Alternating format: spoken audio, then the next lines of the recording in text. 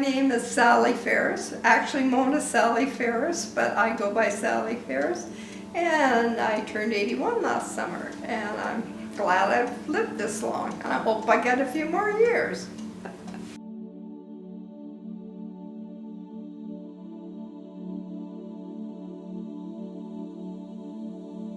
Well, I have 2 children. Daughter's the eldest, Kathleen, and then I have a son, Roderick, who's 2.5, 3 years younger. And, you know, I'm proud of both of them, and they turned into good people. And Rod married a girl with 2 children, so I have 2 granddaughters. One of them has always lived in Ontario, so I really don't know her very well, and the other one lived here. And then, of course, Kathy has 3. Christina, who is 6'1", and Matthew, who has cerebral palsy, and he's a great kid. He can't walk unless he's in a walker or something. And then we have Abby, who's 5'1", and our little dynamo. And Christina at the moment is pregnant, so I'm expecting my first great-grandchild. So that's kind of exciting. So I don't know how much energy I'll have. Like a friend said, they just put the baby on your lap and you just look at it. So we'll see how that goes.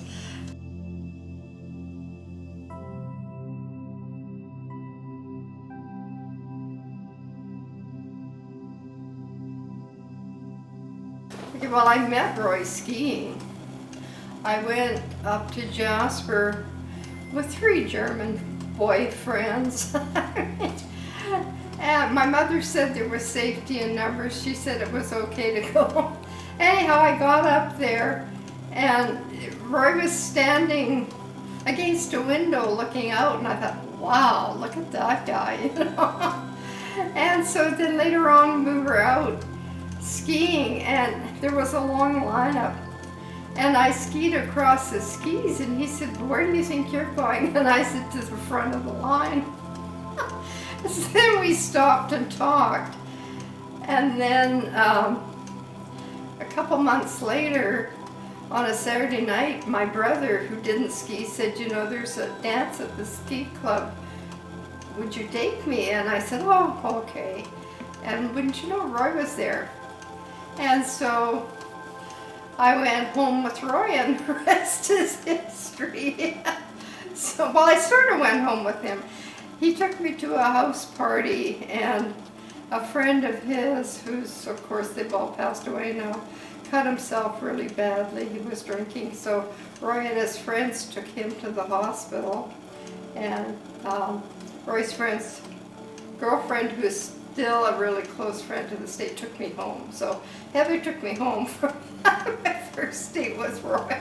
But anyhow, that was a skiing story with Roy. And then, of course, over the years, we belonged to the Canadian Ski Patrol. We were both ski patrollers in Banff and Banff and Lake Louise, and we were on the national executive, and we were really busy with that.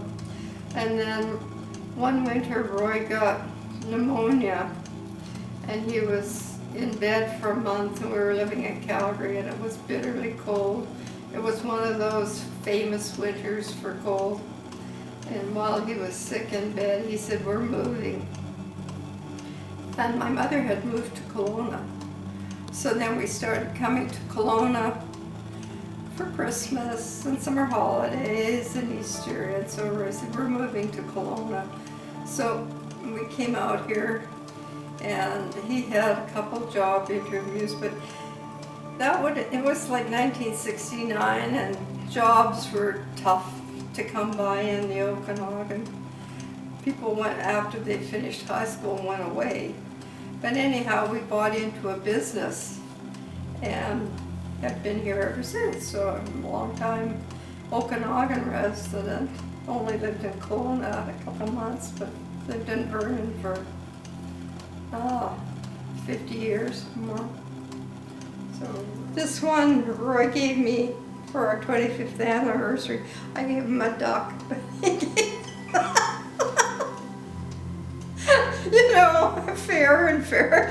And this one is my mother and father's wedding ring, which they bought at a pawn shop. And this one is just one that I liked, and Roy was with me when I bought it, but it was my decision, so yeah, I just liked it. So those are I gave my wedding ring to Kathy because she lost the stone out of hers, so she took it in and had it remade, and so my wedding ring is somehow mixed up in hers now.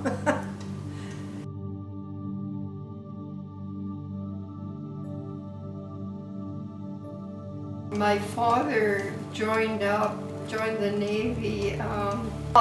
Yeah, he like all men, I think at that time they felt that they needed to do something for the war, so he had tried to join up a few times, but he had glaucoma, so they wouldn't take him.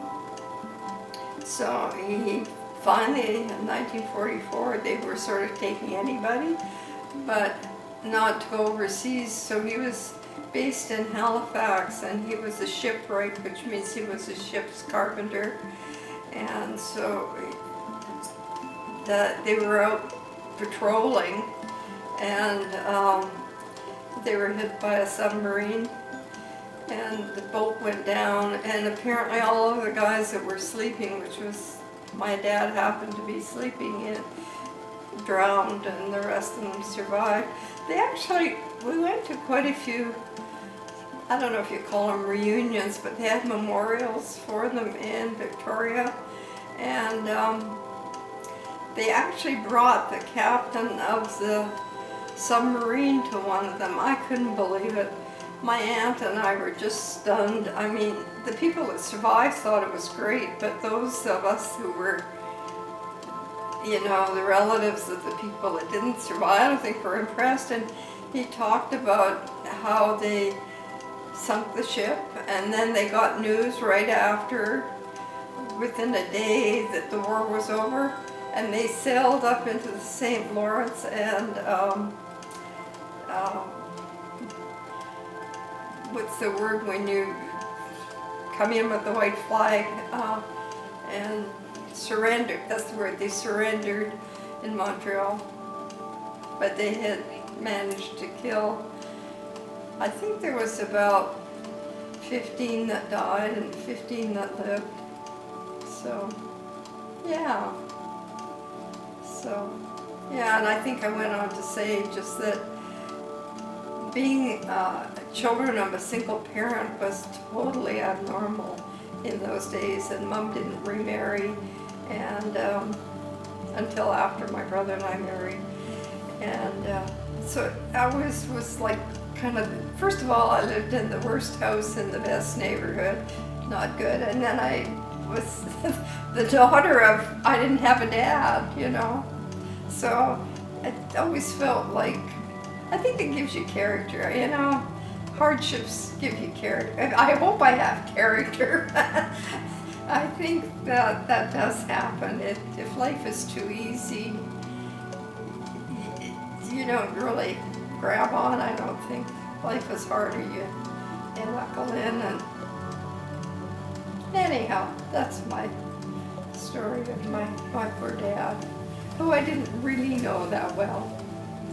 My last memories of him are going to Dumbo.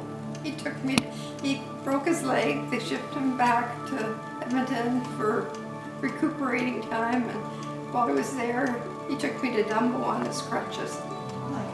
My mom, she was, first of all, she was 4'11", so she was really tiny. I always felt like a giant, and very strong person, strong person. She, my parents had bought this old farmhouse, in Edmonton, very close to the university, to tear down.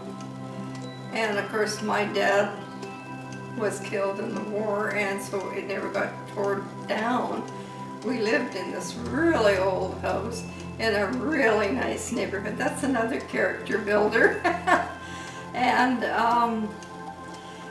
when repairs need to be done, my mother did them. She built a new stoop on the back of the house, and she just did stuff. This little tiny lady. And I mean, my brother wouldn't like this story, but he stole something from a store, like, I don't know, a pack of candy, something stupid, but my mother took him out on the outside in the backyard. She would go to jail today.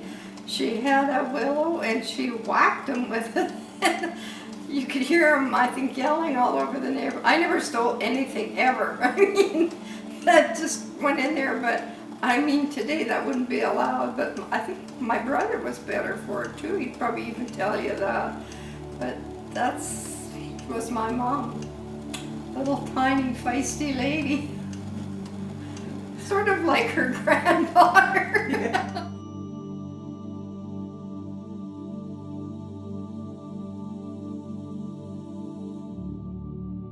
Well, the first 3 or 4 dogs were all called Chum.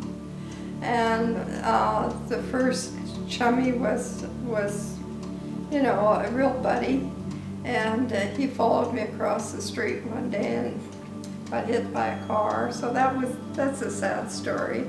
And then my mother bought a Pekingese, and she called it Chum again. And I mean, I was fairly young, but I really liked dogs. I used to go to dog shows on my own, and the first book I ever bought is somewhere here, and it's a dog book. It's American Kennel Club dog book about that thick. And then that chummy passed away, and my mother said no more dogs. I was still at home, and my brother came home with another Pekingese, and of course it was called Chum. So it's the series of Chum. Then when Roy and I got married, we bought a standard poodle, and her name was Colette, and she was just gorgeous. And Roy took her to obedience classes, and she got 199 out of 200 points at the dog show. I mean, she was amazing, and just wonderful personality. Interesting in Calgary.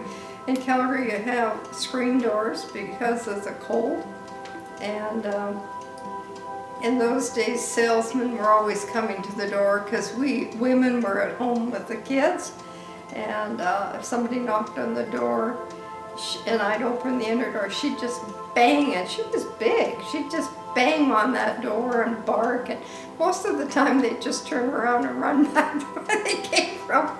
But if I opened the door, she'd just sit down. I mean, she was just amazing.